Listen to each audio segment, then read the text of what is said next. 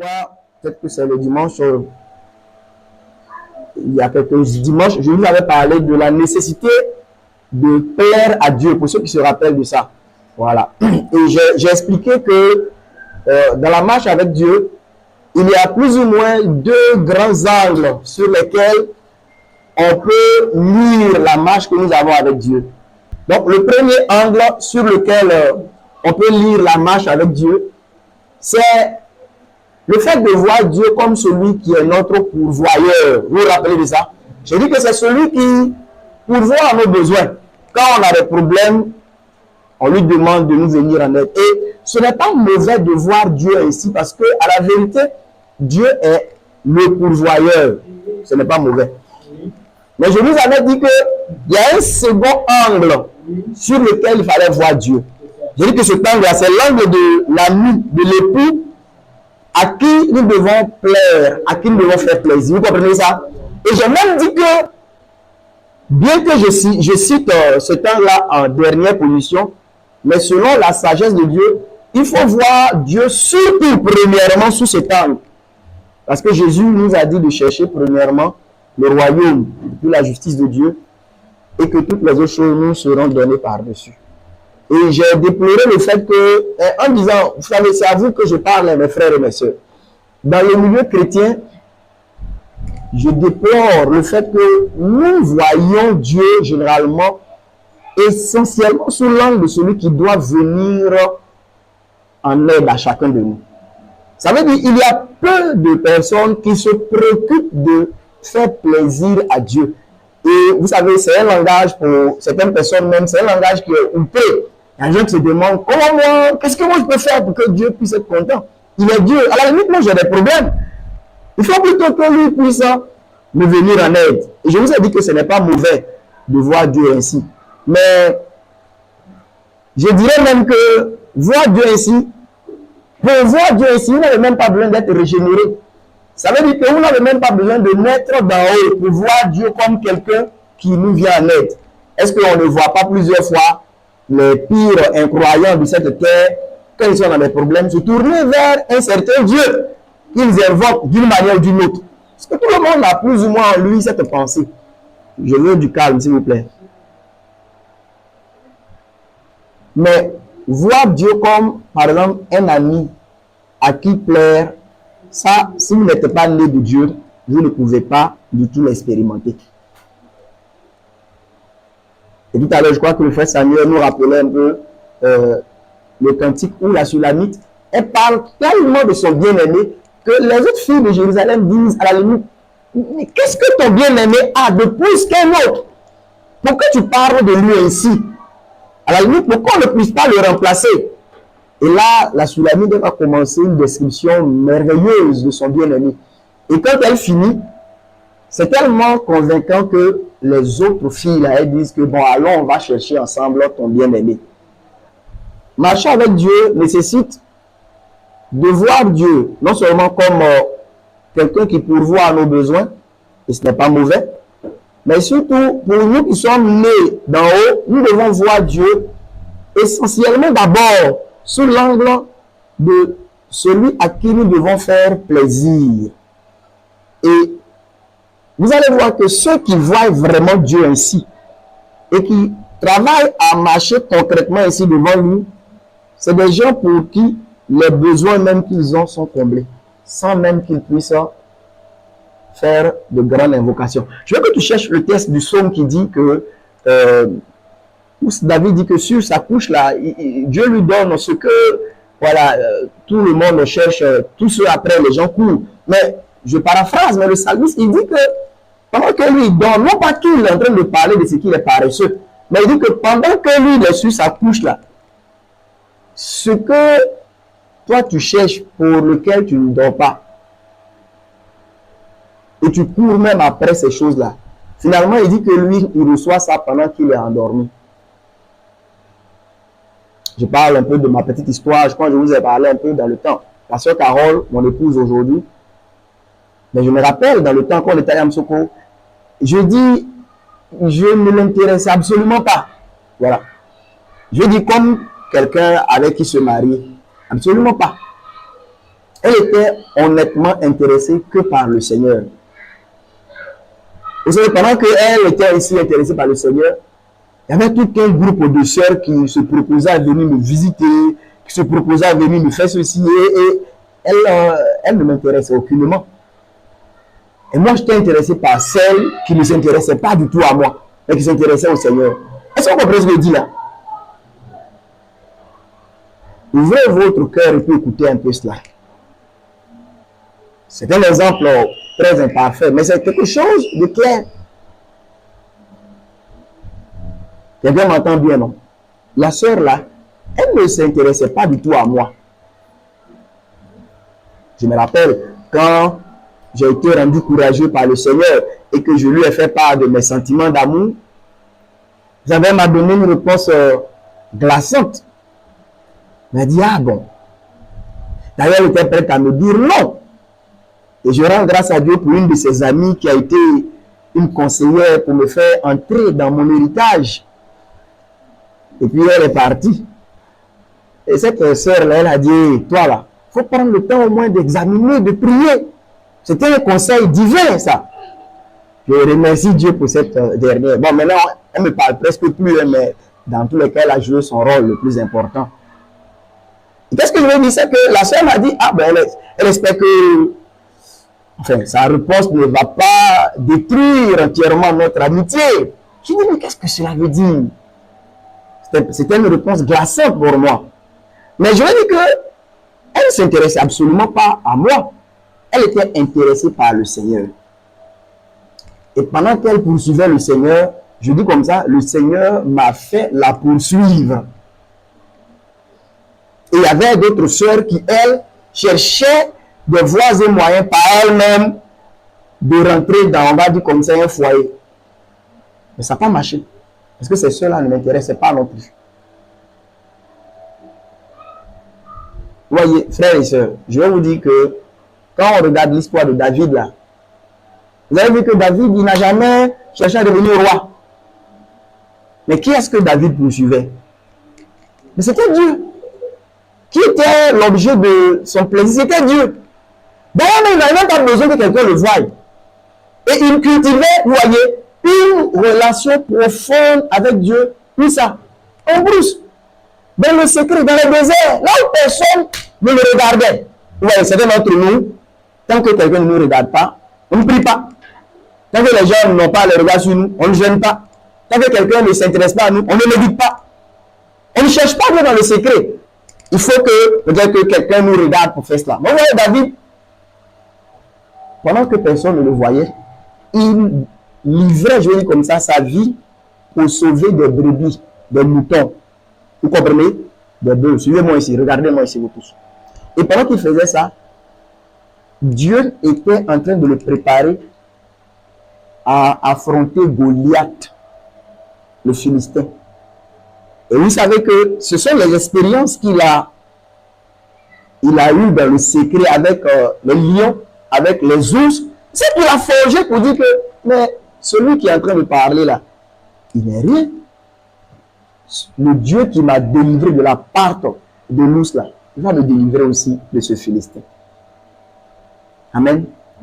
Je vais vous dire que pendant que vous négligez votre croissance spirituelle secrète, est-ce que vous savez que c'est vous-même qui êtes en train de vous fragiliser au jour où vous allez vous retrouver devant Goliath? Et souvent, il faudra faire tomber un Goliath. Comprenez mon langage spirituellement? Souvent, il faudra faire tomber un Goliath pour pouvoir commencer à attirer l'attention même de tout le peuple sur toi. Non pas que c'est une chose que David cherchait, mais par cette victoire, on a commencé à chanter David. Est-ce que dans le secret là, tu n'es pas négligent? Est-ce que tu ne négliges pas ta croissance spirituelle dans le secret, là où personne ne te voit? Est-ce que tu pries? Tu vois? Tu entends ce que je dis, non? Est-ce que tu jeûnes? Ça, je parle de ces choses, ouais, c'est des choses dans lesquelles, souvent, quand quelqu'un ne nous voit pas, on est entièrement relâché. On ne sait pas qu'on est en train de se fragiliser nous-mêmes. Mais je laisse ça pour vous dire que David, il n'a pas cherché à devenir roi. Il cherchait à connaître seulement Dieu.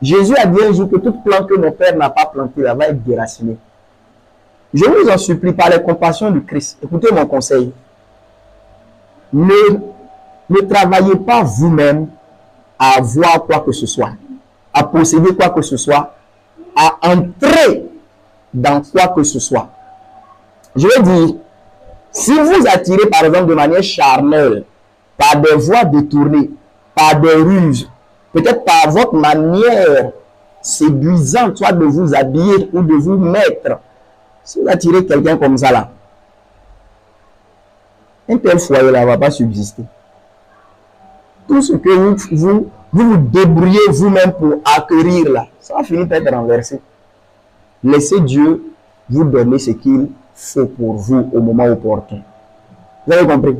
Laissez Dieu. Vous servez le Seigneur, servez-le avec simplicité. Ne cherchez pas à vous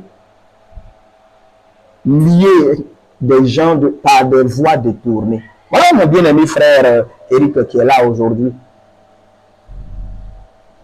On s'est connus il y a longtemps, hein? C'est pas avant-hier qu'on s'est connus, par la grâce de Dieu. Bon, c'est vrai qu'on n'avait pas peut-être beaucoup de rapports aussi approfondis, mais on se connaît il y a bien longtemps. Et de temps en temps, pour ceux qui se rappellent, le frère nous visitait de temps en temps ici.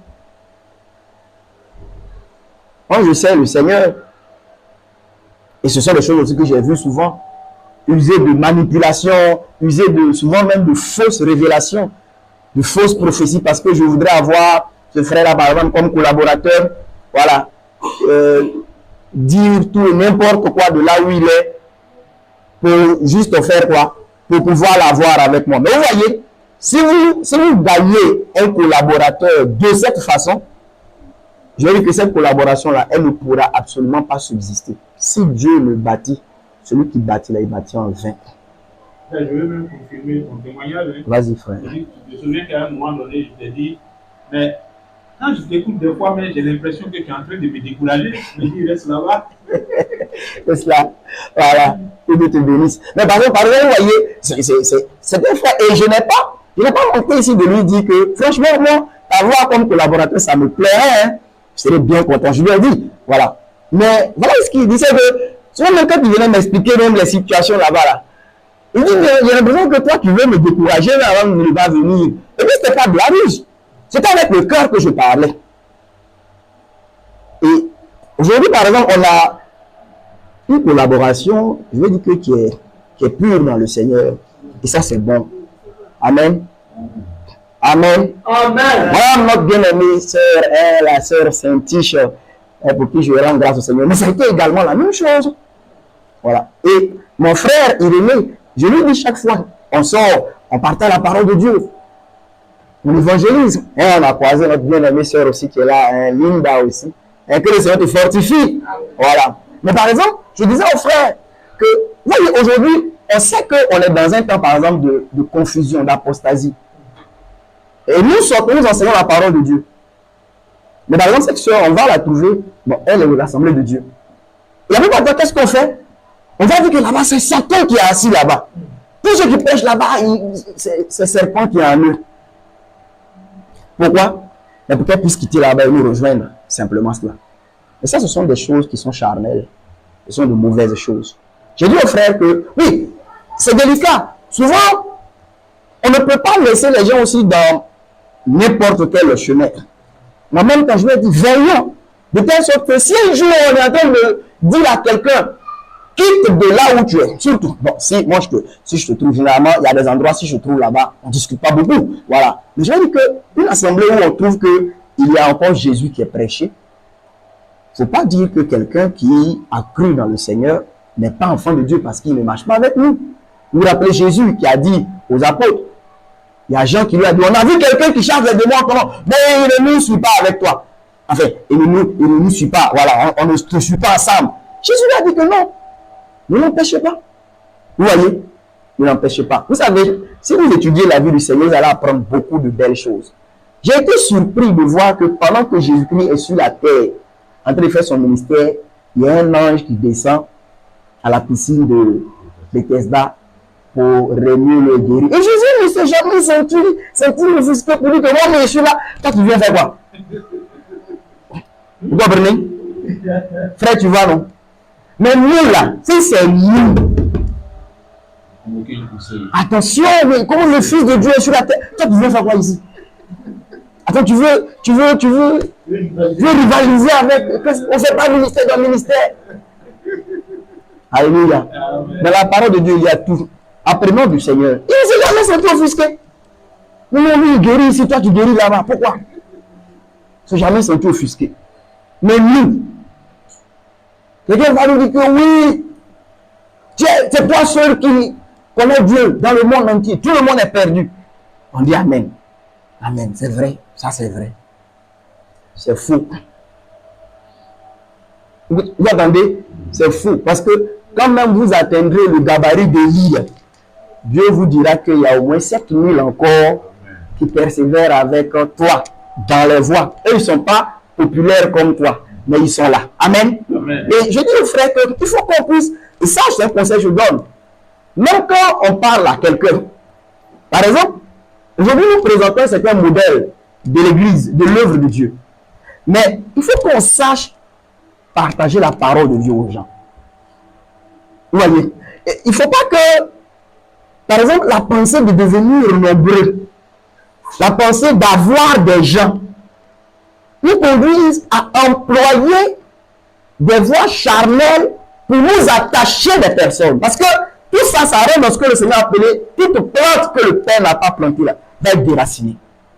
Si on manipule les gens, pour qu'ils puissent, quand il dit manipuler là, c'est aussi à base de la parole de Dieu. Si on manipule les gens, même à partir des Écritures, et qu'est-ce que j'appelle manipuler, c'est quoi? C'est que je peux même prendre des versets. Je vois Eric, je lui montre que tu vois, on ne fait pas ci, on ne fait pas cela, on ne fait pas ci, mais j'ai une intention claire. C'est de lui faire voir, par exemple, que lui, il est mauvais et qu'il puisse me rejoindre. Ça, c'était de la manipulation. Parce qu'au jour où je rencontre Eric, le Seigneur peut vouloir même que je lui parle d'un sujet qui lui est plus utile, séance tenante. Mais je peux ne pas en parler. Et je serai, par exemple, essentiellement concentré sur le fait que comment faire pour le sortir de là où il est, parce que je trouve que c'est quelqu'un qui, si on est là, s'il est là vraiment, ça va m'aider. C'est l'œuvre de Dieu que nous faisons, ce n'est pas l'œuvre d'un homme. Et je dis que la soeur, par exemple, Saint-Tiche, je crois que c'est par le frère Irénée qu'elle est venue la première fois à une nuit ici. Elle est venue, on a été ensemble. Après, ce que j'ai eu dans le cœur, vous avez vu d'elle, elle est là. Mais c'était pour pouvoir lui présenter même les rudiments de la foi, parler de la repentance, parler de la foi en Dieu, de la doctrine des baptêmes. C'est des choses comme ça. Je pense qu'on a eu une première rencontre, j'ai parlé avec elle de la repentance. Mais ce sont des choses qui ont été utiles à la sœur. Ce n'était pas une affaire même d'église. Je voulais parler de la repentance qui l'ont conduit à pouvoir reformer ses voies pour le Seigneur. Vous voyez, en ce moment-là, par exemple, elle pouvait ne pas avoir une marche vraiment droite avec le Seigneur. Et moi, j'aurais pu, par exemple, à coup de certains versets bibliques, l'arracher de là et puis l'envoyer ici. Mais qu'est-ce qu'on aurait gagné? C'est juste une autre païenne, voilà, un peu christianisée, qui serait avec nous, c'est tout. Et c'est un peu la même chose avec comment j'ai aussi marché avec la sœur Linda. Et vous voyez comment Dieu est merveilleux. C'est que la sœur Linda, on l'a croisée, non? Et puis, elle, non, c'est une bonne sœur, elle a fait le relais à un autre frère, le frère Emmanuel qui est venu. Le frère Emmanuel, là, oui. Il est venu dimanche, là. Lui, il dit qu'il a trouvé son assemblée. Donc, maintenant, lui, il dit à Linda, elle quitte l'assemblée de temps. Elle dit qu'elle m'a fait le retour quand je bâtis, là. Elle me dit, mais le dimanche même qu'ils sont venus, hein. Elle dit, mon frère, mais tu passes, tu fais le culte et puis. Il dit, quel culte? Il n'a pas de culte à faire. C'est lui, son assemblée, lui, il attend à 15 h pour venir. Maintenant, celui-même qui est venu après, là, lui, il dit, maintenant, là, c'est toi qui quittes là-bas, toi, maintenant. Lui, attendez, il a San Pedro. Le mercredi, il était avec les frères. Là, rejoint les frères là-bas pour communier dans le Seigneur. Mais bénissons Dieu pour ça. Amen. Il faut laisser Dieu, je dis comme ça, nous construire tout ce dont nous avons besoin. C'est très important. Et même si vous servez le Seigneur, je vous en prie, ne manipulez pas les gens. À cause souvent de fausses prophéties, de fausses révélations. Ne manipulez pas les gens avec la parole de Dieu. Et Jésus a dit que si vous donnez un verre d'eau, même à un de ceux qui croient en lui, là, vous n'aurez pas perdu votre récompense. C'est qu'il a dit que même si quelqu'un, je le dis, hein, reste même dans une communauté, peut-être pour laquelle on peut avoir des, oui, que de te bénir, chère sœur, de laquelle on peut avoir certaines, on peut avoir des reproches. Et moi, quand on me demande, la dernière fois, la première fois, elle m'avait posé des questions sur les assemblées de Dieu. Je lui ai dit ça de tout, ce que je pensais. Voilà, très franchement. On peut avoir des reproches même par rapport à quelque chose. Mais il faut savoir construire, édifier et aider. Amen. Je veux vraiment qu'on fasse attention à cela. Et ce test-là, que Jésus, en fait, quand le psaume dit si l'Éternel le bâtit, celui qui bâtit, bâtit en vain. C'est ça que Jésus dit, que toute plante que le Père n'a pas plantée là, ça sera déraciné. J'ai précisé un jour que Jésus n'a pas dit que ça ne va pas pousser. Non. Il n'a pas dit que toute plante que le Père n'a pas plantée ne va pas pousser. Non, ça veut dire que ça pousse. Ce que le Père plante là, ça pousse aussi. Ça veut dire qu'il y a des relations, il y a des ministères, il y a des assemblées, il y a des... En tout cas, il y a beaucoup de choses qui peuvent sembler marcher sans que le Père ait été à la base. Mais ces choses-là vont envoyer que chagrin. Ça va envoyer que confusion. Ça va envoyer que mort. Mais si vous laissez le Père, par exemple, lui-même vous donner ce qu'il faut au moment opportun, frère, c'est ce qu'on appelle la bénédiction qui n'est suivie d'aucun chagrin. Ce n'est pas l'argent seulement, mais c'est aussi des relations, c'est des frères, c'est des personnes qu'on rencontre, c'est des collaborateurs, c'est des collaboratrices, c'est des portes ouvertes pour l'évangile, c'est des champs que Dieu nous ouvre, c'est des villes, des villages, des pays, mais que Dieu nous ouvre. On ne force pas pour avoir une église en France. Regardez. Amen. Dit non, ne force pas. Bien les frères, gloire à Dieu. Il était en frère à moitié là. On a amené une église là-bas. C'est pas comment tu as fait ça. À quel prix? Veillons, mes frères et mes sœurs. Le cœur de l'homme est trop tortueux. Voilà, veillons. Et laissons le Seigneur nous conduire. Laissons-le nous construire. Laissons-le prendre soin de nous. Laissons-le bâtir. Là, on peut le reposer dans des maisons avec des fondements solides. Amen. Bien, donc c'était une parenthèse. Continue mon frère. Si l'Éternel ne garde la ville, celui qui garde la ville, celui qui la garde, veille en vain. Au verset 2. En vain, vous levez-vous. Matin, vous couchez-vous tard. Et mangez-vous le pain de douleur. Il leur donne autant à ses bien-aimés pendant les sommeils. Ça veut dire que quand faire les photos, publier chaque fois tes photos sur WhatsApp, pour que les gens te voient là, c'est de ça que ce texte-là parle. Tu te fatigues. Il faut marcher dans l'obéissance au Seigneur. Est-ce qu'il est en train de dire là? Je n'ai pas dit que mettre une photo est mauvais. Ce que j'ai envie de dire là, il y a certaines sœurs, souvent, elles veulent se présenter un peu comme des marchandises pour que les gens sachent qu'elles sont là. N'importe certains types d'habits et puis elle met pour qu'on voie comment elle est belle. C'est en vain. Vous avez compris? Il faut laisser ça. Obéir au Seigneur. Attends-toi à lui calmement. Amen.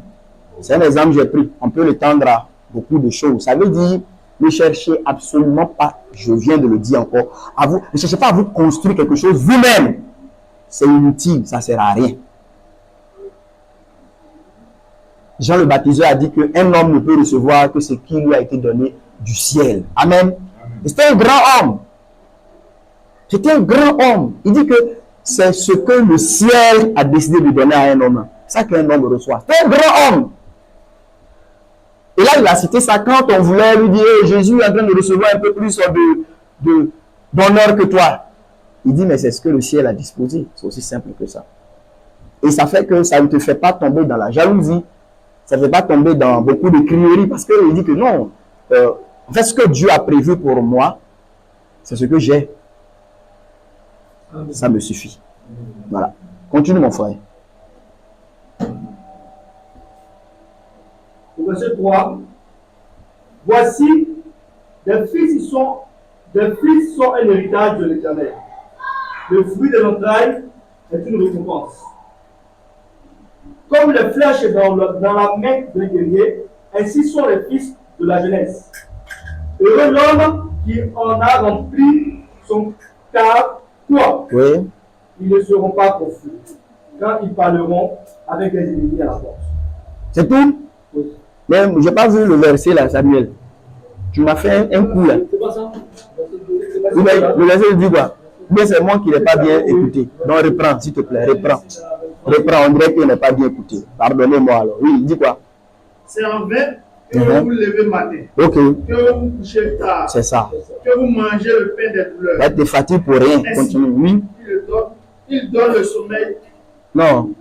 Il donne le sommeil à son bien-aimé. Bon, c'est que c'est la manière de traduire là. Toi, je ne peux pas dire quoi. C'est le même. Vas-y. Suivant, s'il vous plaît. Un silence. Hein. En vain, levez-vous matin. Oui. Alors, en vain, vous levez-vous matin. Oui. Couchez-vous tard et mangez-vous le pain et douleur. Oui. Il en donne autant à ses bien-aimés pendant le souffle. Voilà, c'est ça. Il en donne autant. Amen. Ok. Donc, vous voyez qu'il dit, il en donne autant à ses bien-aimés dans leur sommeil. C'est pas pour dire que les croyants sont paresseux. Mais il est en train de dire ici que il y a des choses pour lesquelles vous tuez charnellement d'obtenir. Et ce sont des choses que Dieu, dans sa grâce, donne de manière simple à ceux qui sont ses bien-aimés, qui lui obéissent. Ça vient les trouver facilement comme ça. Vous me comprenez? Amen. Amen. Souvent ici, mes frères et mes soeurs. Et je nous ai exhorté la dernière fois à marcher dans la pensée de personnes qui veulent plaire à Dieu. C'est mon père qui est en train de m'appeler là. Voilà. Nous devons être des personnes qui marchent dans la pensée de plaire à Dieu. Et vous voyez, de Jésus, notre Seigneur, le Père a dit que c'est en lui qu'il prend tout son plaisir. Le Père dit qu'il trouve en Jésus tout son plaisir. Et il faut que le Père trouve en nous aussi tout son plaisir. Dieu doit trouver en nous son plaisir. Ne soyons pas juste des, je vais dire comme ça, des fidèles d'église, des personnes qui fréquentent juste une communauté, ou des personnes qui fréquentent ici une assemblée et trouvent qu'elle est bien. Ah, vraiment, les choses sont faites. Ça me plaît bien, ça me va. Non! Nous devons plutôt marcher comme des personnes qui sont consciemment engagées dans un chemin qui doit donner satisfaction au cœur de Dieu, notre Père. Amen. Et quand je dis ce que je dis là, on doit marcher dans cette conscience. Yannick, tu écoutes, non? Marcher dans la conscience de quelqu'un qui veut suivre des voies dans lesquelles Dieu est réjoui. Vous voyez, des gens qui peuvent pousser Dieu à parler comme un jour il a parlé par rapport à Abraham. Vous voyez, quand Abraham est allé jusqu'à être prêt à égorger son fils, je dis que Dieu, il a été comme remué dans ses entrailles. Si je le jure par moi-même, je te bénirai. Et l'apôtre dit que Dieu ne pouvant pas jurer par plus grand que lui. Parce que s'il y avait quelqu'un, il allait le faire. Mais il dit, écoute-moi, Abraham, je le jure par moi-même, je te bénirai. Et l'homme là est devenu l'ami de Dieu. Il dit l'ami de Dieu. Alléluia. L'ami de Dieu. Mais voyez-vous, et je vais vous dire une chose. Un jour, j'ai parlé de ce que j'appelle la justification par la foi et par les œuvres. Parce que c'est vrai, c'est que ça, les gens parlent rarement. Certains même seront offusqués d'entendre ce que je dis. Mais c'est la vérité de Dieu. Vous entendez ce que je dis là? La justification par la foi et par les œuvres. Jacques a dit, vous voyez que l'homme n'est pas justifié par la foi seulement, mais par les œuvres. Mais ça, on ne prêche pas. On ne fait que prêcher la justification par la foi et on ajoute seul. Bon, cela est vrai si cette foi seule-là comporte en elle ses œuvres. Sinon, ce n'est pas vrai. Je parle d'Abraham. Écoutez bien. Être appelé ami de Dieu. Suivez, ne vous laissez pas distraire. Être appelé ami de Dieu, là. Cette appellation n'a pas été donnée à Abraham avant d'avoir obéi à l'ordre de Dieu qui lui demandait de sacrifier son fils. Je reprends cela. Lisons ça dans Jacques 2. Voyons ensemble. Jacques chapitre 2.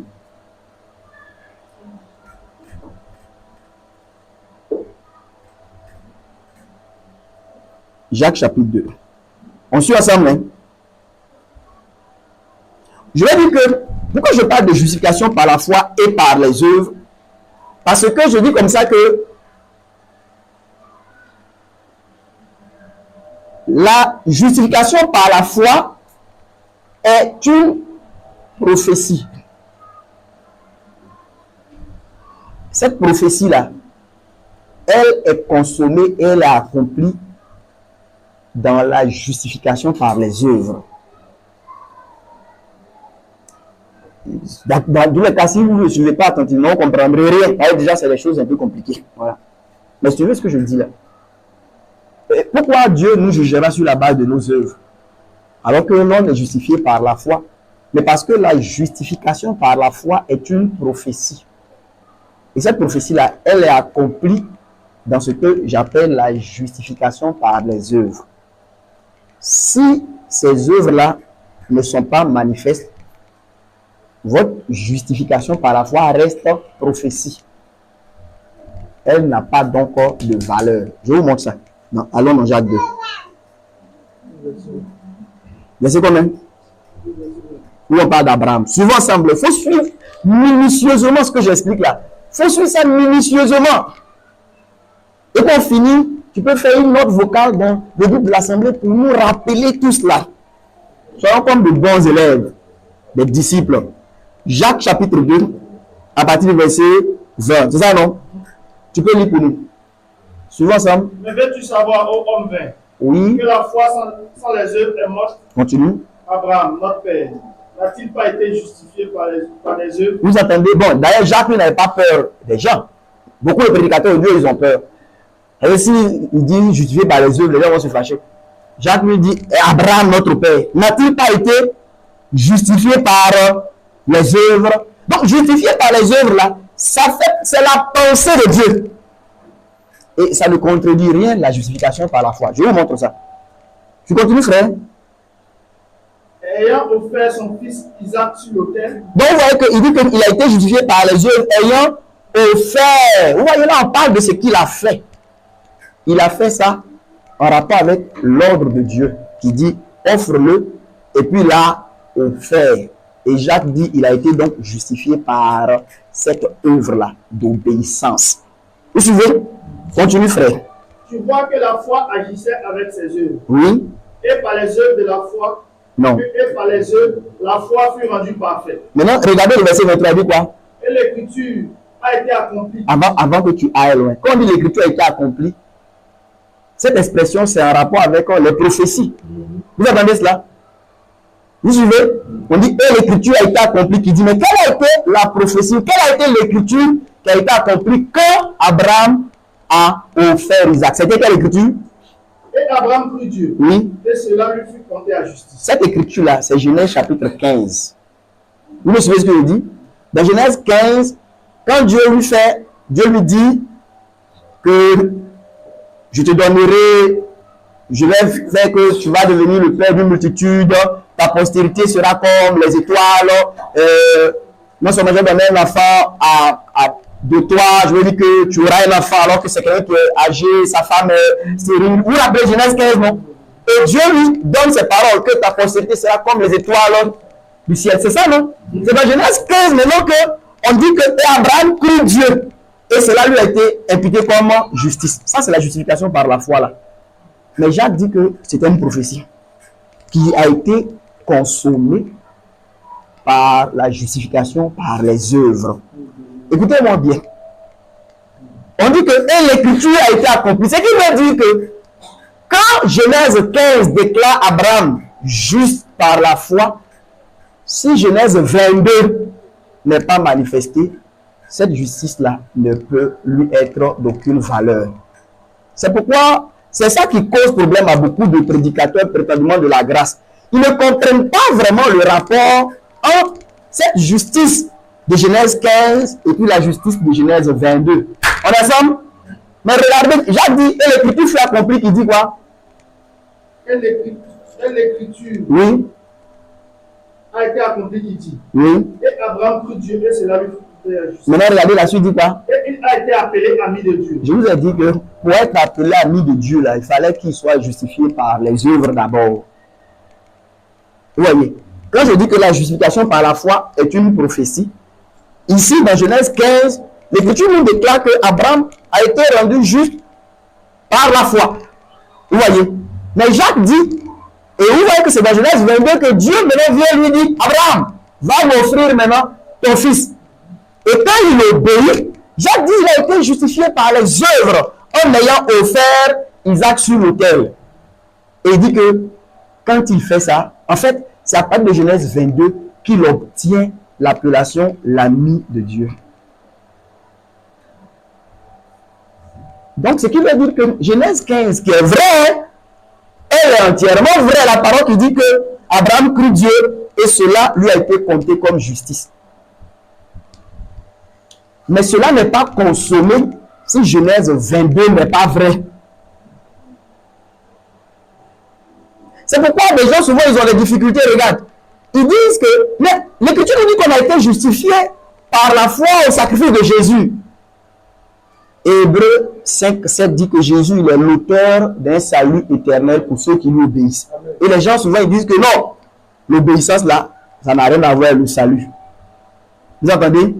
Et là après on sort des phrases qui sont jolies mais qui sont dangereuses souvent. C'est on n'obéit pas pour être sauvé. On obéit parce qu'on est sauvé. Bon, c'est joli, mais faites attention à ce genre de choses-là. L'Écriture dit que Jésus il est l'auteur d'un salut éternel pour tous ceux qui lui obéissent. Ça veut dire que ceux qui n'obéissent pas, Jésus ne se reconnaît pas être l'auteur de leur salut. C'est un autre qui est leur auteur de salut. Tous ceux qui entreront dans le ciel, ils y entreront avec un cœur qui aura obéi au Seigneur Jésus-Christ. Si vous n'êtes pas obéissant, vous ne participerez pas à l'aspersion de son sang pour avoir part au royaume éternel. C'est ce que Pierre dit. Vous voyez encore mes frères et mes sœurs, vous êtes là? Oui. Vous vous souvenez un peu, non? C'est une grosse parenthèse que j'ouvre là. Mais en parlant de la justification par la foi et par les œuvres, je vous donne encore, pour ceux qui se rappellent, je vous ai parlé de Deutéronome chapitre 20. Allons-y. Je vais soutenir ça un peu. Deutéronome chapitre 20. Deutéronome 20. Vous voyez, tout a été écrit pour nous servir d'exemple et d'instruction. Dans Deutéronome 20, on va parler d'Israël qui sort pour aller en guerre. Gauthier, tu peux lire pour nous. On suit à partir du verset 1. Samuel, merci. Deutéronome 20 à partir du verset 20. Suivons Sam, s'il vous plaît. Lorsque tu iras à la guerre contre tes ennemis. Nous sommes dans le combat de la foi. Vous voyez, non? Et là, on dit lorsque tu iras en guerre. C'est bon? Contre tes ennemis, qu'est-ce qui se passe? Lorsque tu iras à la guerre contre tes ennemis, oui, et que tu verras des chevaux et des chars et un peuple plus nombreux que toi, tu ne les craindras point, car l'Éternel ton Dieu, qui t'a fait monter au pays d'Égypte, est avec toi. Continue. À l'approche du combat, oui, le sacrificateur s'avancera et parlera au peuple. Regardez, avant de vous engager dans le combat, c'était une disposition de la loi. Mais c'est ça l'explication de la loi. Aujourd'hui, nous, on ne sort pas avec des épées, des gourdins pour aller faire une guerre selon la chair. L'Écriture même dit qu'on ne combat plus de cette façon. Mais ces textes-là, c'est exprimer la pensée de Dieu. La justification par la foi et par les œuvres dont je viens de vous parler dans Jacques. C'est ce qu'on voit ici. Avant le combat, on dit le sacrificateur s'approche et puis il va parler au peuple. Qu'est-ce qu'il dit? Écoutez son message. Il le dira. Voilà le message du sacrificateur. Écoute Israël. Écoute Israël. Vous allez aujourd'hui livrer bataille. Vous allez aujourd'hui livrer bataille à vos ennemis. Votre cœur ne se trouble point. Il dit votre cœur, que votre cœur ne se trouble point. Soyez sans crainte. Soyez sans crainte. Ne vous effrayez pas. Ne vous effrayez pas. Ne vous épouvantez pas. Ne vous épouvantez pas devant eux. Car l'Éternel. Qui? Car l'Éternel. Oui. Votre Dieu. Oui. Marche avec vous. Oui. Pour combattre vos ennemis. Oui. Pour vous sauver. Vous voyez ici, là, quelle est la part d'Israël dans ce combat? Vous voyez, hein, ne dites rien. Écoutez seulement ce que je dis là. Quand le sacrificateur parle ainsi, où se trouve la part d'Israël? Il dit que c'est l'Éternel qui combattra pour vous. Ne soyez même pas effrayés. Il va écraser vos ennemis devant de vous. Amen. C'est ça, Israël n'a aucune part dedans. Le verset qui suit dit quoi? Le verset 5. Oui. Les officiers parleront ensuite. Maintenant, quand le sacrificateur finit de parler, c'est au tour des officiers. Avez-vous remarqué que celui qui parle au premier, il est singulier? Et ceux qui parlent après, ils sont pluriels. Là, on a la foi et les œuvres. Suivez-y. Vous l'écoutez? Les officiers, on a écouté là, mais ça veut dire quoi? Les officiers parleront ensuite au peuple et diront, Écoutez. qui est-ce qui a bâti une maison neuve Oui. et ne s'y est point encore établi? Oui. Qu'il s'en aille Oui. et retourne chez lui. Oui. De peur qu'il ne meure de la bataille et qu'un autre ne s'y établisse. Ne voyez-vous pas, n'avez-vous pas l'impression que les deux là sont opposés entre eux? Et que le sacrificateur, quand il vient, il dit que soyez tranquille, Dieu fera tout. Quand il finit les officiers, il vient, il dit que qui a construit une nouvelle maison, il n'est pas encore rentré. Qu'il aille de peur que qu'est-ce qui arrive. Qu'un autre ne s'y établisse. Mais comment l'autre va s'établir? Là, on dit là, qu'est-ce qui va lui arriver? Ne meurt. Donc, de peur, c'est ça. De peur qu'il ne meure. Mais comment va-t-il mourir? L'Éternel ne combat plus pour nous. Et les officiers sont-ils contre Israël? Écoutez là. Vous avez là la foi et les œuvres. Il faut les deux ensemble. Si les deux ne sont pas ensemble, votre combat ne peut pas prospérer. Voyez ici la sagesse de Dieu. Avant qu'Israël le combatte, le prêtre vient et dit que Dieu fera tout, soyez sans crainte. Quand il finit, les officiers viennent. Quand les officiers parlent, vous avez l'impression que Dieu n'est plus quelque part.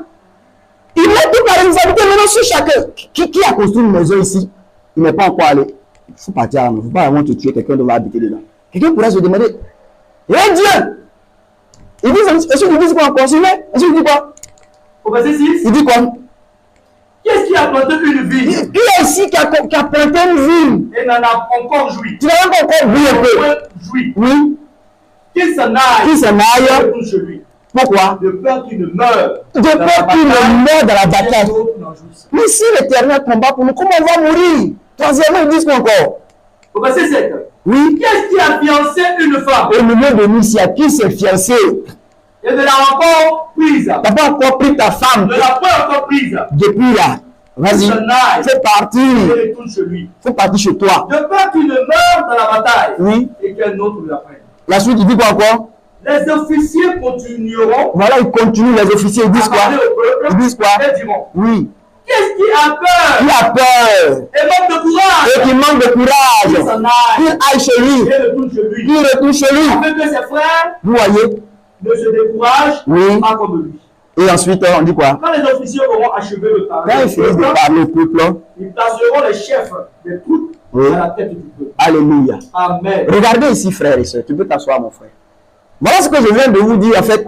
Et n'avez-vous pas eu souvent l'impression que Paul et puis Jacques sont souvent opposés entre eux?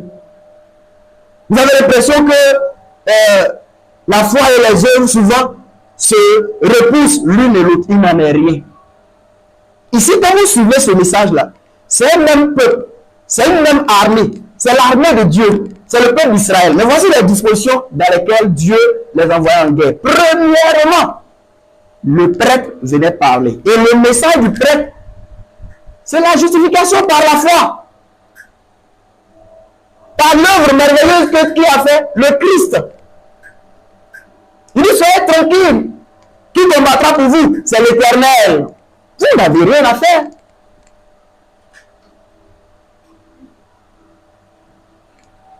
Quand le prêtre finit de parler, regardez les officiers quand ils viennent. Vous avez l'impression que le message des officiers est totalement... C'est comme s'ils ne considéraient absolument pas que Dieu est avec eux. Et si vous écoutez que les officiers, vous avez l'impression qu'ils ne croient pas en Dieu. Ça, ils ne font même pas mention de son intervention dedans. Ils sont pratiques, ils sont concrets. Entendez-vous ça?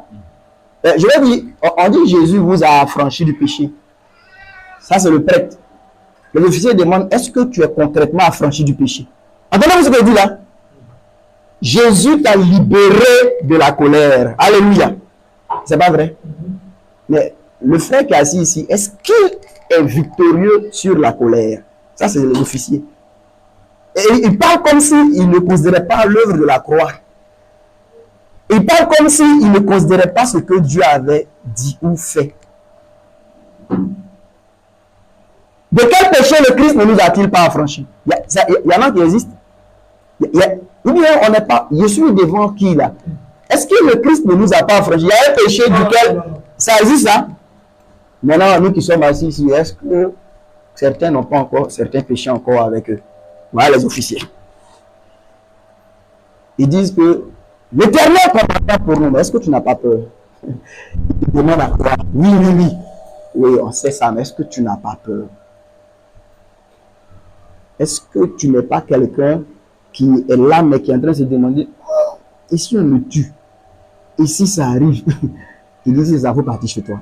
Mais regardez, ceux, vous me suivez, ceux qui sont propres à aller à la guerre, c'est ceux qui ont écouté le message du prêtre et le message des officiers. Quand les deux se sont mariés, alors ils sont propres à aller à la guerre. Ça veut dire, vous voyez que aussi le message qui vient premièrement, c'est le message de la foi. C'est le message qui présente Dieu comme celui qui fait. C'est celui qui va combattre, c'est celui qui pourvoit. On se repose sur lui. Le second message, celui des officiers, ce sont les œuvres. Eux, ils nous disent, oui, Dieu est là. Mais est-ce que cette vérité est devenue une réalité chez toi? Ça, c'est les officiers. Oui, on nous dit que Dieu combattra pour nous. Tu l'as entendu, mais est-ce que tu ne crains pas? Est-ce que tu as laissé cette parole-là faire dissiper chez toi toute peur? Ce n'est pas le cas là, il y a un problème. Vous comprenez? Quand on nous dit, vous comprenez ce que je dis là? On nous dit que, ouais, souvent les gens ils veulent séparer les deux messages. Et c'est là le problème. C'est un prêche que non. On est justifié par la foi. Dès que tu as pris là, même si tu mets chez une prostituée, c'est que tu as un problème avec les officiers. Et ils disent que non, c'est que Dieu dit là, c'est faux. Hein. Si Jésus nous a affranchis de tous les péchés, les officiers là, ils disent qu'il faut que cette vérité là devienne une réalité en toi. Donc, explication de quel que soit péché tu fais, tu vas aussi là. Ça ne passe pas chez eux. Il faut plutôt que la réalité ou la vérité de l'œuvre puissante de Christ là puisse au fur et à mesure dissiper nos peurs, dissiper nos craintes, dissiper nos péchés. Vous comprenez ce que je dis là? C'est ainsi que nous sommes propres pour le combat de la foi, la guerre selon Dieu. Il faut les deux. C'est la sagesse de Dieu. Et c'est ce que Jacques essaie de dire dans Jacques 2. Il dit que, mais regardez, Abraham, il n'a pas été justifié par la foi seulement. Sa foi, il dit, agissait avec ses œuvres. Les œuvres allaient avec la foi. Et par ces œuvres-là, la foi a été rendue donc accomplie. Et l'écriture qui dit, Abraham a été justifié par cette foi-là. On dit, cette écriture a été accomplie. Et il a reçu maintenant l'appellation d'ami de Dieu. Amen. Vous avez compris quelque chose dans ce que je viens d'expliquer là? Bon, ok, c'est pas grave, vu que vous n'écoutez pas bien. Mais ceux qui écoutent, je pense qu'ils ont compris un peu. Mais je vais vous faire comprendre que chez Dieu, il n'y a pas d'opposition entre la foi et les œuvres. Et voilà le texte ici. Vas-y. Et le texte que tu viens de lire sur le discours du sacrificateur suivi de l'intervention des officiers, ça me fait réaliser même que la foi et les œuvres sont ensemble. C'est dans le discours des officiers. Parce que les officiers viennent pour dire quoi? Les officiers, ce qu'ils disent là, ce qu'ils ont entraîné, c'est la réduction des effectifs. C'est ça. Parce que s'il dit, bon, ceux qui ont peur, allez. C'est ça. Ceux qui ont planté une vigne, disparaissez. Ceux qui ont bâti une maison, quittez au milieu de nous. C'est ça. Ils prennent le risque de réduire les forces. C'est ça. Parce qu'une armée, c'est aussi les effectifs, la force de l'armée. Or, les officiers viennent maintenant après les sacrificateurs pour dire, j'allais dire dans la combinaison de la foi et des œuvres, pour dire où on s'en va là. Ce que les sacrificateurs viennent de dire, c'est dedans on va marcher. Donc on n'a pas besoin de tout le monde ici. C'est ça. Ceux qui ne sont pas prêts à aller, disparaissez. Parce que où on s'en va maintenant poser des actes. Amen. En conformité avec ce que le sacrificateur a dit. Amen. Peu importe qu'on soit nombreux ou pas, c'est ça. On ira. Oui. Merci. Et c'est ce qui montre justement, comme tu l'as signifié, ce qui montre, je veux dire comme ça, l'âme même de la foi. Parce que comme Jacques dit que la foi sans œuvre est morte, mais quand effectivement ce que tu dis, quand les officiers parlent ainsi, mais ceux qui restent, ceux qui ont vraiment la foi. Amen. Ceux qui ont vraiment la foi, qui disent que oui, c'est vrai, j'ai fiancé une femme, mais Dieu me gardera. C'est vrai, j'ai planté une vigne, mais Dieu me gardera. C'est vrai que en regardant aux ennemis, on peut craindre, mais Dieu me gardera. Et effectivement, ceux qui parlent ainsi, ils montrent que leur foi, là, elle est vivante. Mais ceux qui, malgré le message du prêtre, ils se retirent, ils montrent par là que on pourrait les compter du nombre de croyants. Mais à la vérité, ils ne croient pas.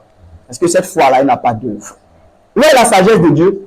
C'est pourquoi Jacques va venir nous dire que Dieu l'a chez lui, une foi qui n'a pas d'œuvre, il n'a jamais enseigné une telle foi. Parce qu'une foi qui n'a pas d'œuvre à la vérité, c'est une foi qui est morte. Donc, je dis que quand on croit à un sacrifice de Jésus qui ne peut pas nous affranchir de nos péchés, on ment. On fait de Christ un ministre du péché. On ne croit pas tel qu'il faut croire. Et l'Écriture, par exemple, dit que quiconque croit que Jésus est le Fils de Dieu a triomphé du monde. Mais nous, on dit on croit que Jésus est le Fils de Dieu, puis on est lié par le monde. Qui est menteur? Vous comprenez? Ça montre là que quand les œuvres n'accompagnent pas notre foi, nous n'avons pas la vraie foi. Que Dieu soit béni. Amen. C'est bon, non? C'était une parenthèse pour nous encourager par rapport à ce test d'encore de la foi et des œuvres. Et aujourd'hui, soyez des gens à l'aise. Il n'y a pas d'opposition. Il n'y a pas d'opposition. Les deux sont ensemble. Voilà. La foi produit les œuvres et les œuvres attestent de la foi. C'est comme cela. Bien. Donc, on poursuit, non? Tu lisais quelque chose pour nous? Ou bien c'est le retournement là que tu as lu ça? Ok, donc c'est bon. Je reviens à ce que j'ai expliqué un peu de cette nécessité, comme je vous l'ai dit là, de marcher pour plaire à Dieu, mes frères et mes sœurs.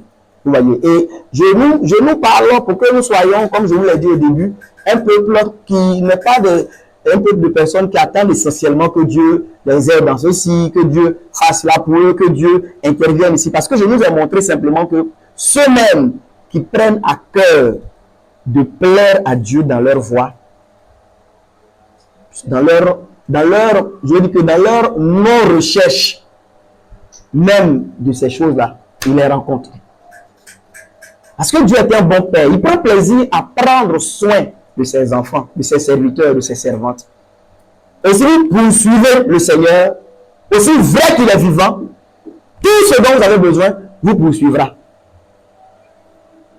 Souvent, moi, je dis au Seigneur, je pense que je l'ai rappelé dernièrement, que moi, dans cette vie-là, je dis au Seigneur que toi, tu m'as déjà tout donné. Moi, je n'ai besoin de rien d'autre. Je suis comblé. Et certainement, quand vous venez chez moi ici, peut-être que vos maisons sont plus garnies et plus belles que peut-être ma maison. Moi, je dis au Seigneur Java qu'il n'a plus rien à me donner. Mais vous voyez, pendant que je lui dis ça, et puis il continue de me donner. Je dis, mais Seigneur, c'est plutôt moi qui dois te donner. Mais déjà, tu t'es donné entièrement pour moi. Tu m'as déjà tout donné. Je dis, Seigneur, mais si cette terre-là, moi, je ne sais même pas ce que je dois chercher encore. Je mange. Je dors. Donc, j'ai même eu la grâce d'avoir une belle femme. On a des enfants. Je ne sais même pas de quoi j'ai besoin encore. C'est tellement quelqu'un d'autre dans ma condition se lamenterait peut-être sur son sort. Moi, je dis que Dieu m'a tout donné. Je suis pleinement comblé. Et j'ai besoin, je ne demande rien au Seigneur. Et je demande rien, priez pour ceci, priez pour cela, priez pour cela. Mes préoccupations, comme Paul le dit, c'est l'état de l'Église. C'est l'état de l'œuvre de Dieu. L'apôtre dit, quand j'apprends que quelqu'un marche mal, voilà ce qui me scandalise. Qu'une église ne se porte pas bien, voilà ce qui me trouble. Que les frères commencent à mal marcher, voilà ce qui me désole. Mais en marchant ainsi, je vois le Seigneur prendre soin de moi et de toute ma maison. C'est ça qu'il faut qu'on puisse avoir, nous tous, comme chemin. Je vous dis, Dieu n'est pas un menteur. Ce n'est pas un trompeur. Ce n'est pas quelqu'un qui est là pour nous tromper. Non, mes frères et mes soeurs, je puis vous assurer, Dieu est fidèle. Et si vous prenez soin de ce qui nous coûte cher, il se chargera de tout ce qui vous est vraiment nécessaire. Et qu'est-ce que je veux dire? Il vous donnera au-delà de ce à quoi vous vous attendez. Il vous donnera au-delà de ce dont vous pensez même avoir besoin. J'ai vu cela dans ma petite marche avec le Seigneur. Je continue de voir cela. Et je vous dis, aujourd'hui, Dieu cherche d'autant plus. C'est ce que Jésus a dit des adorateurs. Mais quand il parle d'adoration, ce n'est pas des gens qui chantaient. Il dit des gens, des adorateurs qui l'adorent en esprit, en vérité. C'est des personnes qui sont essentiellement préoccupées au plaisir du Père. Comme Jésus, il dit, je fais toujours ce qui lui est agréable. Est-ce que tu penses à ça, mon frère? Sincèrement. Tu penses à ça, ma soeur? Vous voyez? Je vais m'arrêter pour vous dire ceci. Ouais, j'aurais pu dire beaucoup de choses. Mais j'ai déjà parlé longuement. Je vais m'arrêter pour vous dire ça. Dans le livre des juges, pour ceux qui l'ont déjà lu, c'est un livre duquel souvent je parle beaucoup. Mais voilà la chose que je vous dis là-dessus, c'est que j'ai étudié un peu ce livre-là. Et j'ai vu dedans, vous savez, ceux qu'on appelle les juges là, c'était les serviteurs de Dieu. C'était des gens que le Seigneur utilisait, remplissait, revêtait de son esprit pour aider Israël à différentes époques. Mais la chose que j'ai remarqué avec douleur, c'est que même les juges qui étaient vraiment utilisés par le Seigneur, je n'ai pas vu un parmi eux, selon le récit des bibliques là, je n'ai pas vu un qui a cherché à satisfaire le cœur de Dieu en travaillant à faire quoi? À ramener Israël à la loi de Moïse. Aucun ne l'a fait. Aucun. Est-ce que vous savez que c'est là que Dieu les attendait? Est-ce que vous savez cela? Est-ce que vous savez que tout le temps des juges, selon le récit, en fait, où Dieu attendait Israël, c'est Israël qui revienne à lui selon la loi qu'il leur avait donnée par Moïse. C'était ça.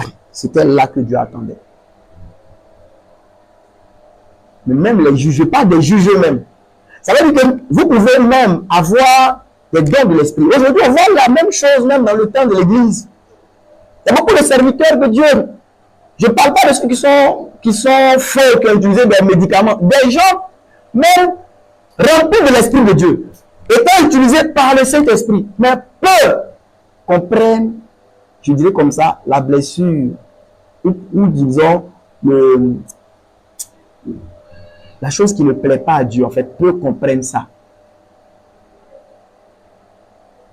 Et les juges, prenez Gédéon, prenez Samson, vous prenez Othniel, Shamgar, vous voyez, certains là, ce qu'ils faisaient, on vous dit cela, hein, ils ont 60 filles, ils s'assurent surtout que les 60 filles sont mariées à 60 personnes dehors,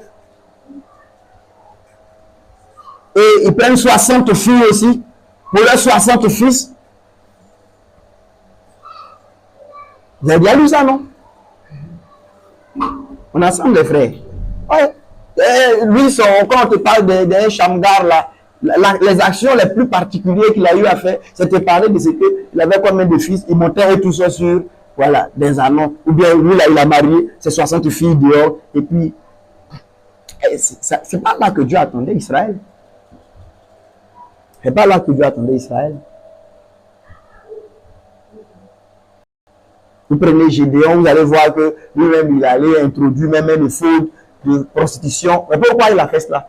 Parce que je dis que majoritairement, les juges eux-mêmes n'ont pas compris le vrai problème d'Israël. Bien qu'ils étaient utilisés par le Saint-Esprit.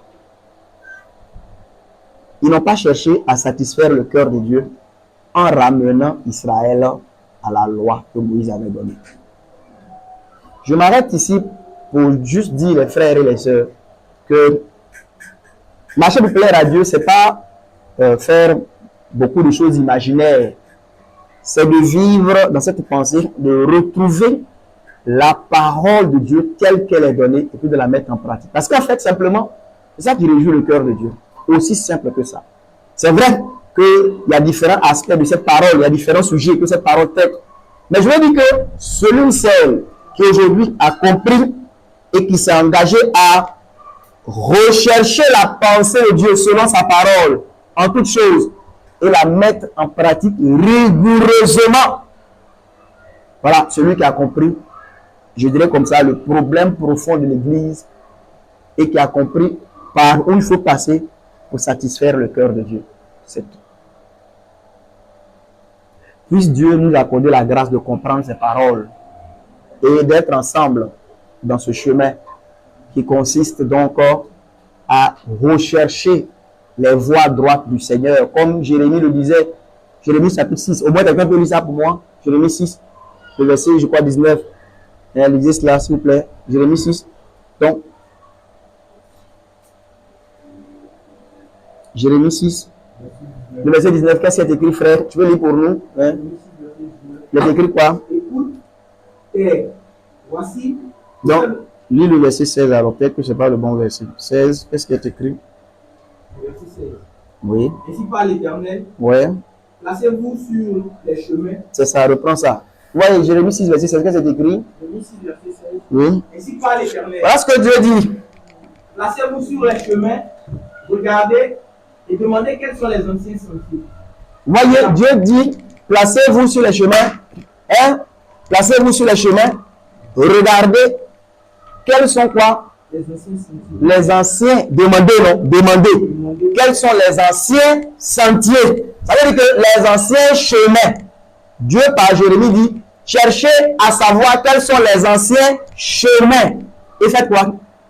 Quelle est la bonne voie? Donc, il nous montre que la bonne voie, là, ça se trouve dans les anciens chemins. Ce qui veut dire qu'aujourd'hui, là, quelles sont les bonnes voies de l'Église? Les bonnes voies de l'Église, là, ça se trouve dans les anciens sentiers de l'Église. On est ensemble? Il dit, voilà où il faut aller chercher. Il ne faut pas aller chercher ça sur ton père spirituel. Ce n'est pas là-bas. Les bonnes voies de l'Église, il ne faut pas chercher ça dans votre dénomination. Ne cherchez pas ça dans votre groupe. Ne dites pas que non, il y a un grand homme de Dieu. Un grand homme de Dieu, mais il a dit ça. Un grand. Non, non, c'est pas là-bas, mes frères et mes soeurs. Les bonnes voies ne sont pas chez les prétendus grands hommes de Dieu populaires. Non. Les bonnes voies sont où? Il faut se placer sur les chemins. Il faut questionner. Il faut chercher. Avant, on faisait ça comment? Comment ça se faisait avant? Avant les anciens sentiers. C'est Jérémie qui dit à Israël, demandez, on faisait comment au jour de Moïse? Ah, vous m'entendez, mes frères et mes soeurs? C'est là-bas qu'il faut aller chercher. Demander. Il dit quelle est la bonne voie? La bonne voie ne vient pas du Nigeria. Ça ne vient pas des États-Unis. Souvent j'entends, non, les chrétiens anglophones, ils ont compris ceci. Les chrétiens francophones. La bonne voie ne vient pas de chez les anglophones, mes frères et mes soeurs. Quelqu'un entend ce que je dis là? Ah, les chrétiens francophones, ils ne savent pas la puissance de la dîme, la puissance de la loyauté. Ce n'est pas de là-bas que nos bonnes voies doivent venir. Les bonnes voies, ce sont les anciens sentiers, les chemins vieux, les anciens chemins. Mais où on les trouve? C'est chez Moïse. Il dit à la loi et au témoignage. Nous, on trouve nos bonnes voies là. Donc, comment Pierre a écrit, a enseigné, a marché. Amen. Amen. Nos bonnes voies, c'est ce que Paul a écrit, a enseigné, a marché. Il a prescrit. C'est ça qui sont nos bonnes voies. Alléluia. Oui, Gauthier, dis-moi. Avant que je continue. Remarque, vas-y. Ainsi parle l'Éternel. Oui. Ça vient de Dieu. C'est ça. Placez-vous sur les chemins. C'est ça. Venez sur plusieurs chemins. Oui. Et demandez quels sont les anciens sentiers. Demandez ça. C'est-à-dire parmi plusieurs chemins. D'accord. Demandez parmi les plusieurs chemins là. Oui. Quels sont les anciens sentiers. Donc Oui. le témoignage de ceux qui sont anciens. Ok. Et maintenant il dit, quelle est la bonne voie? Quelle est la bonne voie? On parle maintenant parmi plusieurs. Oui. La bonne voie. Vous voyez. Et là, je veux dire que on voit clairement que si c'est Dieu qui parle ainsi à Jérémie, il est en train de faire comprendre que laissez les nouveautés là. Laissez les systèmes modernes là. Je vous l'ai déjà dit ici. Je reviens encore là-dessus. Aujourd'hui, on veut nous faire croire que c'est de Dieu que chaque prédicateur, en fait pasteur, est sa femme pasteur. Mais ça, ce sont de nouveaux dieux. C'est des dieux qui sont venus il n'y a pas longtemps. Si on va questionner les anciens sentiers, on ira chez Pierre, et puis on va voir où se trouve sa femme pasteur. Prétendument parce que Dieu ne peut pas joindre à un pasteur une femme qui n'est pas pasteur. Où se trouve la femme apôtre de Pierre? On ne voit pas ça quelque part. Ça, ce sont des sentiers nouveaux. Entendez-vous cela? Amen. De nouveaux chemins. Et les prophètes disent, ce sont des nouveaux dieux. Des dieux qui sont venus, nouveaux pères. C'est des nouveaux dieux. Des dieux qui ne seraient pas anciens. Au moins, ils ont duré un peu. C'est des nouveaux dieux. C'est des nouveaux chemins. Ce sont de nouveaux systèmes. Il n'en était pas ainsi. Merci, mon frère. Le système d'église où l'église appartient à Saint-Denis et à sa femme Carole, ce sont des systèmes mauvais nouveaux. Au commencement, il n'en était pas ainsi. On ne voit pas de telles choses dans l'église du Seigneur. Vous avez entendu? Amen. Quand nous, on se tourne dans les anciens sentiers, on ne voit pas église évangélique, église protestante baptiste, église pentecôte, Assembly Ministries Corporation. On ne voit rien de tel. On les rejette. Alléluia. Amen. On ne voit pas de telles choses. Suivez ici, mes frères et mes soeurs. Il faut que nous puissions rechercher les anciens sentiers. C'est là-bas que se trouve la bonne voie. Et ce qui est écrit là-bas, là, c'est ça qui est bon. Vous comprenez? Le verset continue. Continue, mes frères. Oui, continue. Marchez-y. Marchez là. Et vous trouverez le repos de vos âmes. Ça veut dire que Dieu dit que si vous marchez dans ces anciens chemins-là, vous allez trouver le repos pour vos âmes. Ce n'est pas le chemin de la vie éternelle qui est là. Amen. Amen. Mais qu'est-ce qu'Israël va répondre? Mais il répond, Oui, nous ne marcherons pas. on ne veut pas. Et c'est ce qu'on voit aujourd'hui. Les gens ne veulent pas. On ne veut pas. Nous-mêmes, on ne veut pas. On ne veut pas retourner aux anciens sentiers. Tel que c'était fait, on ne veut plus. On ne veut plus ça.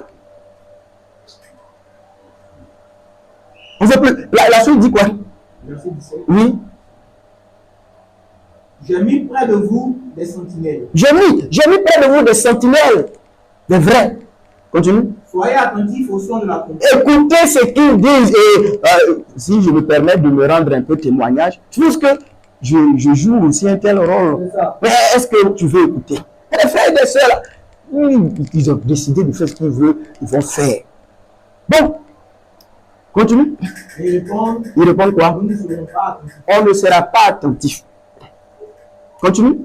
Verset 18. Oui, C'est pourquoi, écoutez, Oui. nation, sachez ce qui leur arrivera à Oui. sauver les peuples.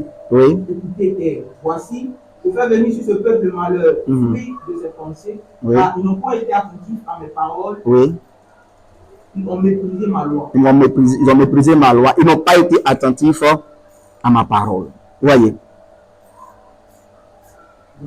Tu peux t'arrêter là. Je veux simplement nous dire que si on parle de marcher pour plaire à Dieu, là, c'est pas des spéculations.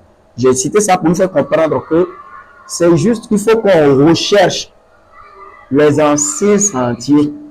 Ça veut dire que comment les apôtres ont marché, qu'est-ce qu'ils ont enseigné, et puis nous inscrire dedans. Dieu, il nous confirme que si on marche comme ça, on va trouver le repos pour nos âmes. Mais si les gens ont répondu qu'ils ne veulent pas, c'est parce que ce chemin, il est difficile, il est périlleux. C'est un chemin solitaire. Et dans un temps comme le nôtre, il devient encore plus impopulaire. Vous savez, l'homme est un être qui aime être en groupe. Tout le monde fait comme cela. Allons-y comme ça. Mais Dieu, sa parole qu'il nous a donnée là, il dit que voilà où se trouve la bonne voie. Cherchez dans sa parole. Lisez les Écritures. Vous entendez, mes frères? Et je vous donne ce conseil. Lisez. C'est quand vous lisez là. Gardez cela. Et Dieu sera avec vous. Ne levez même pas votre tête pour dire que c'est vrai que la loi dit de démolir les autels des Cananéens. Me suivez, non? De briser leurs statues. De ne pas traiter alliance avec eux. C'est ce que la loi dit, non? De ne même pas cohabiter avec eux. De les exterminer entièrement. C'est vrai, c'est ce que la loi a dit. Donc vous voyez, quand l'Israël finit de lire ça, d'Exode, il lève sa tête. Allez-y donc voir dans le livre de Juges, Judas habite avec les Cananéens. C'est écrit, non? Zabulon habite avec des Cananéens. Manassé habite avec des Cananéens. Aser habite avec des Cananéens. Nephtali habite avec des Cananéens. Siméon habite. Bon, quand on voit ça, regardez, suivez. Et vous voyez que ce sont les mêmes choses qui se passent aujourd'hui. Vous savez ce que ça fait? c'est que vous n'êtes plus sûr que ce que Moïse a dit là, c'est ce qu'il a voulu dire.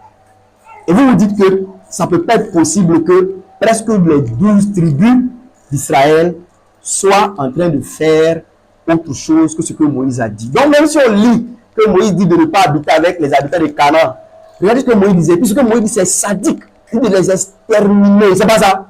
De ne même pas habiter avec eux, de ne pas donner nos filles à leurs fils, de ne pas. Mais ça, quand on lit ça, mais quand on lève la tête, on voit notre tante qui a épousé une Amoréenne. Et on voit une Amoréenne aussi qui est notre belle-sœur. Elle est gentille.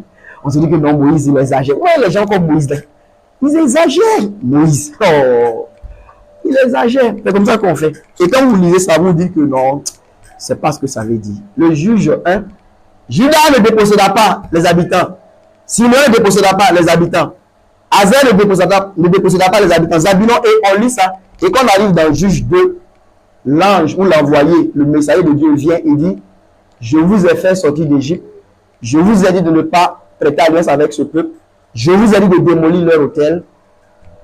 Pourquoi vous n'avez pas écouté ma voix et vous avez fait autre chose?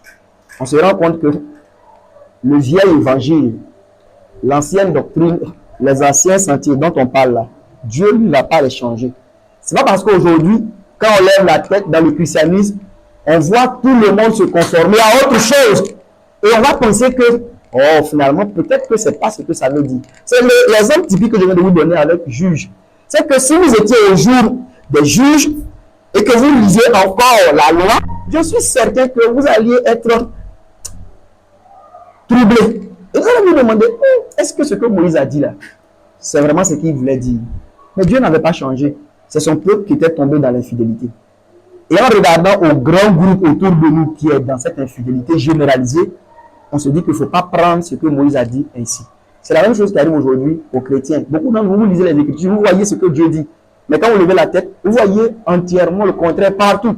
Et vous vous dites que non, tel grand homme de Dieu ne peut pas dire ça si c'est ça qui est écrit. Tel grand homme de Dieu ne peut pas dire ça si c'est ça qui est écrit. Alors aujourd'hui, je suis tombé sur une vidéo de 5 minutes d'un apôtre, hein, on l'appelle apôtre. Bon, moi je ne le reconnais pas comme apôtre, mais je garde son nom.